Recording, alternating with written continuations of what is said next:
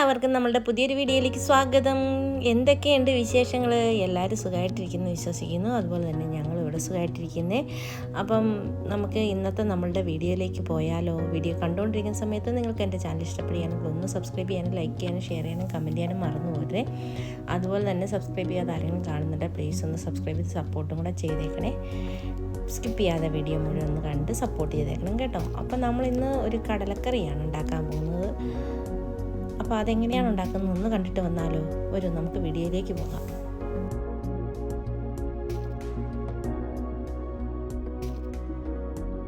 അതിനായിട്ട് വേണ്ടേ ഞാനിവിടെ ഒരു കുക്കർ എടുത്ത് വെച്ചിട്ടുണ്ട്. അതിലേക്ക് നമ്മൾ തലേദിവസം തന്നെ കുതിർത്ത് വെച്ചിരിക്കുന്നത് വെള്ളക്കടലയാണ്. ഇവിടെ ഇച്ചിരിയും കൂടെ ഇഷ്ടം എല്ലാവർക്കും. അത് കാരണം വെള്ളക്കടലയാണ് നമ്മൾ കറി വെക്കാൻ പോകുന്നത്. തലേദിവസം തന്നെ കുതിർത്ത് വെച്ചതാണ്. അപ്പോൾ ഇന്നലെ വൈകിട്ട് വെള്ളത്തിലിട്ട് വെച്ച് കുതിർന്ന കടലയാണ്. അപ്പം നമ്മൾ കടല വെള്ളത്തിലിട്ട് വെക്കുന്ന കൂടെ തന്നെ കുറച്ച് ഉപ്പും കൂടെ ഇട്ട് വെള്ളത്തിലിട്ട് വെക്കുകയാണെങ്കിൽ നമ്മുടെ കടലയിൽ ഉപ്പ് നന്നായിട്ട് പിടിക്കും. അപ്പം അങ്ങനെ കടലക്കറി വെക്കുമ്പോൾ നല്ലൊരു ടേസ്റ്റാണ്. അപ്പം ഞാൻ മിക്കപ്പോഴും അങ്ങനെ തന്നെയാണ് ചെയ്യുന്നത്. അങ്ങനെ ചെയ്ത് കടല കഴുകി വെള്ളത്തിലിടുന്ന കൂടെ തന്നെ ഒരു 1/4 ടീസ്പൂണോളം ഉപ്പും കൂടെ ചേർത്ത് കൊടുത്തിട്ടാണ്. ഒത്തിരി ഉപ്പിട്ട് കൊടുക്കരുത്, ഭയങ്കരമായിട്ട് പിടിക്കും ഉപ്പ്. പാകത്തിന് കുറച്ച് ഉപ്പിട്ട് വെച്ചാൽ മതി. അതിന് ശേഷം വേണ്ട നമ്മുടെ അരിഞ്ഞെടുത്തിരിക്കുന്നത് ഒരു ചെറിയ കഷ്ണം ഇഞ്ചി, 2-3 വെളുത്തുള്ളി, അതുപോലെ 3-4 പച്ചമുളകും ഒരു മീഡിയം സൈസ് സവോളയും കൂടിയാണ് അരിഞ്ഞ് ചേർത്ത് കൊടുത്തിരിക്കുന്നത്. ഇനി ഇതിലേക്ക് ഒരു പകുതി തക്കാളിയും കൂടെ ഞാൻ ചേർത്ത് കൊടുക്കുന്നുണ്ട്. ഒരു തക്കാളി ഫുൾ എടുക്കുന്നില്ല, പകുതി എടുക്കുന്നുള്ളൂ. അതും കൂടി അരിഞ്ഞിട്ട് കൊടുക്കുന്നുണ്ട്. അതിന് ശേഷം നമുക്കിതിലേക്ക് കുറച്ച് കറിവേപ്പില ചേർത്ത് കൊടുക്കാം. അപ്പോൾ കറിവേപ്പിലയൊക്കെ ഇട്ട് കൊടുക്കുമ്പോൾ നല്ലൊരു ടേസ്റ്റാണ്. ഇങ്ങനെ ഇട്ട് കൊടുത്ത് കുക്കറിനകത്ത് ഇതെല്ലാം അടിച്ചെടുക്കുമ്പോൾ പ്രത്യേക ഒരു ടേസ്റ്റാണ്.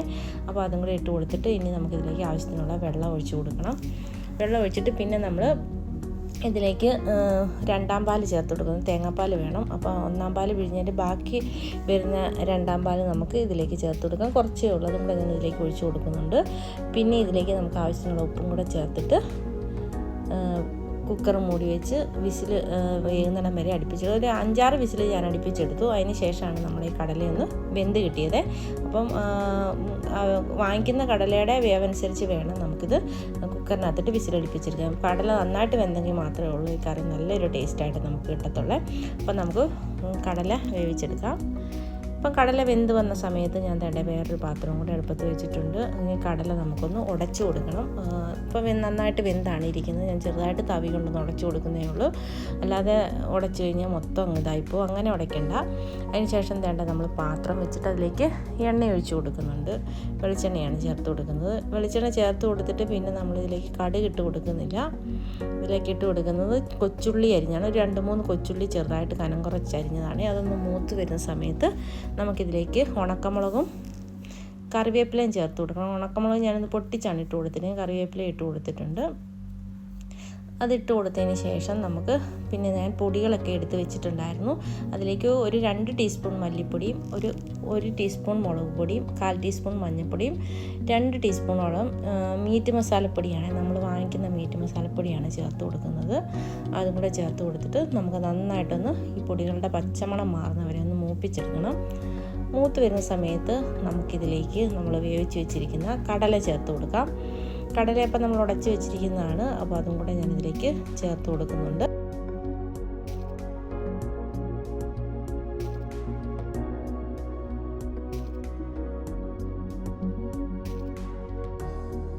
പൊടികളൊക്കെ നമ്മൾ മൂപ്പിച്ചെടുക്കുന്ന സമയത്ത് തീ നന്നായിട്ട് കുറച്ച് വെച്ച് വേണം ചെയ്യാനായിട്ട്. അല്ലെങ്കിൽ നമ്മുടെ പൊടികളെല്ലാം കരിഞ്ഞു പോവുകയും ചെയ്യും, നമ്മുടെ കറി ആകെ കുളമായി പോവുകയും ചെയ്യും. അതുകൊണ്ട് അത് പ്രത്യേകം ശ്രദ്ധിച്ച് വേണം ചെയ്യാനായിട്ട്.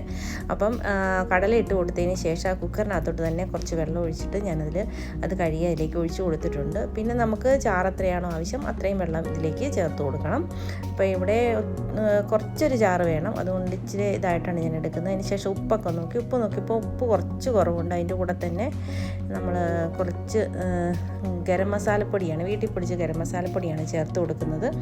അപ്പോൾ ഉപ്പും കൂടെ ഒന്ന് ചേർത്ത് കൊടുക്കണം. ഇതെല്ലാം കൂടെ ഒന്ന് കറക്റ്റായാൽ മാത്രമേ ഉള്ളൂ. ഉപ്പും എരിവും നമ്മുടെ പൊടികളുടെ ടേസ്റ്റും എല്ലാം കറക്റ്റായിട്ട് കിട്ടിയാലേ നമ്മുടെ കറി കറക്റ്റായിട്ട് വരത്തുള്ളൂ. അപ്പം അതും കൂടെ ഒന്ന് സെറ്റാക്കി എടുത്തിട്ടുണ്ട്. ഇനി ഇതൊന്ന് തിളച്ച് വരുന്നവരെ വെയിറ്റ് ചെയ്യണം. തിളച്ച് വരുന്ന സമയത്ത് നമുക്കിതിലേക്ക് പിന്നെ ഒന്നാം പാല് ചേർത്ത് കൊടുക്കണം. നമ്മൾ പിഴിഞ്ഞ് വെച്ചിട്ടുണ്ട്, അതും കൂടെ ചേർത്ത് കൊടുക്കണം. കറി നന്നായിട്ട് തിളച്ച് വരണം, അന്നേരം വേണം ചേർക്കാനായിട്ട്. പിന്നെ ഇതിലേക്ക് മല്ലിയിലയൊക്കെ ചേർത്ത് കൊടുക്കുന്നവരുണ്ട്. എനിക്ക് പക്ഷേ കടലക്കറിക്കകത്തോട്ട് ഇങ്ങനെ നമ്മൾ വെക്കുന്ന കടലക്കറിക്കൊന്നും മല്ലിയില ചേർത്ത് കൊടുക്കുന്നതുകൊണ്ട് വലിയ താല്പര്യമില്ല.